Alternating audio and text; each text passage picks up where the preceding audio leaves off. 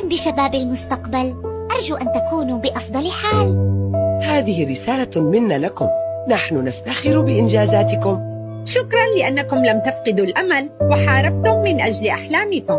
ما أجمل أن نراكم أصبحتم أطباء وعلماء ومهندسين وفنانين وناجحين في جميع المجالات. نحن فخورون جدا بهم وبإنجازاتهم وبأنهم يكملون رسالة من رسائل سبيستون في نقل العلم والمعرفة لشباب المستقبل الجديد. النهاردة في الحكومية هنتكلم عن متطلبات المحاسبة الحكومية. يعني احنا عايزين ايه من المحاسبة الحكومية، وده بيدخل ضمن الجزء النظري في المحاسبة الحكومية. عندنا هنا الموازنة العامة للدولة لازم ليها نظام محاسبي يتناسب مع طبيعة نشاط الشركات الغير هادفة للربح، وعندنا جهاز من العاملين المدربين على تنفيذ الموازنة العامة للدولة عشان دي في فلوس، فأنا لازم أعرف هتصرف ازاي، أوجه الصرف بتاعتها، والدفاتر لازم تبقى معايا علشان أأيد فيها تنفيذ الموازنة. عندي بعض الاتفاقيات بين المحاسبة المالية والحكومية، وعندي برضو بعض الاختلافات، ودي أسئلة بتيجي في الامتحان. المحاسبة الحكومية عندي تطبق فيها نظام القيد المزدوج، ان احنا الاتفاق بتاعتنا ان احنا المحاسبة المالية هي المحاسبات وهي اساس كل المحاسبات، فبالاتنين بنطبق في نظرية القيد المزدوج اللي هو من والى. تاني حاجة اسلوب محاسبي واحد، احنا نفس المصطلحات الحكومية بتاعتنا واحدة سواء كانت مالية او حكومية. عندي هنا رقم 3 التبويب السليم للحسابات، عندي ببتدي افرق بين المصروفات والايرادات. ورابع حاجة استخدام وحدة النقود كقياس نتيجة أعمال عشان أنا بستخدم أساس نقدي، والمصطلحات المحاسبية بتاعتي واحدة، وعندي كمان السنة المالية واحدة وهي 12 شهر. عندي بقى هنا المقارنة بين المحاسبة الحكومية والمحاسبة المالية.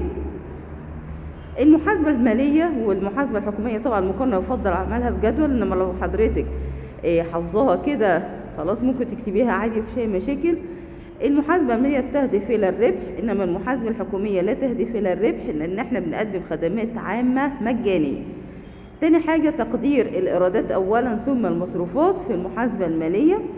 المحاسبة الحكومية تقدير المصروفات أولا ثم الإيرادات، والكلام ده مهم قوي.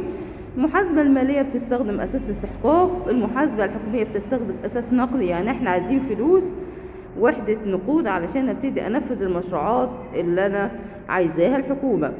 المحاسبة المالية تطبق سياسة الحيطة والحظر عشان عندنا فلوس وعندنا آلات وعندنا أصول وعندنا حاجات خايفين تحصل خسائر يعني. إنما المحاسبة الحكومية عندي لا تقبل أو لا تطبق سياسة الحيطة والحظر، لأن ما عنديش آلات، ما عنديش حاجة أخاف عليها، لأن الشركات بتاعتي غير هادفة لربح، شركات حكومة.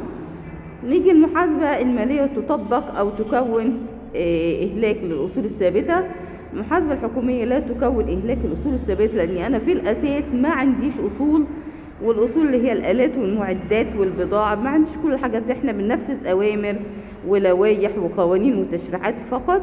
نيجي بعد كده تفرق بين المصروفات الرأسمالية والإيرادية في المحاسبة المالية. المحاسبة الحكومية عندي لا فرق بينهما. نيجي بعد كده السمات العامة للمحاسبة الحكومية. في بعض الصفات العامة للمحاسبة الحكومية، منها استخدام الأساس النقدي، الإعفاء من الضرائب، عدم تكوين إهلاك الأصول الثابتة، ما عنديش أصول، عدم تكوين احتياط المخصصات، لا تفرق بين المصروفات الإيرادية والرأسمالية، عدم اعتماد أو إعداد حسابات النتيجة وأرباح وخسائر ومركز مالي وجرى الشركاء وحساب التوزيع وأي حاجة خاصة بالحاجات اللي بتجيب فلوس. انا ما عنديش كل الحاجات دي، فبالتالي دي السمات المميزه، يعني الصفات المميزه ليها ان انا ما عنديش حسابات خاصه بنتيجه النشاط من ربح او خساره. رقم 7 الالتزام بالقواعد القانونيه واللوائح والتشريعات، ومطلوب من حضرتك تحفظ 5 فقط. نيجي بعد كده في بعض الاسس لقياس النتائج في المحاسبه الحكوميه. اول اساس الاستحقاق، تاني اساس نقدي، تالت اساس نقدي مشترك.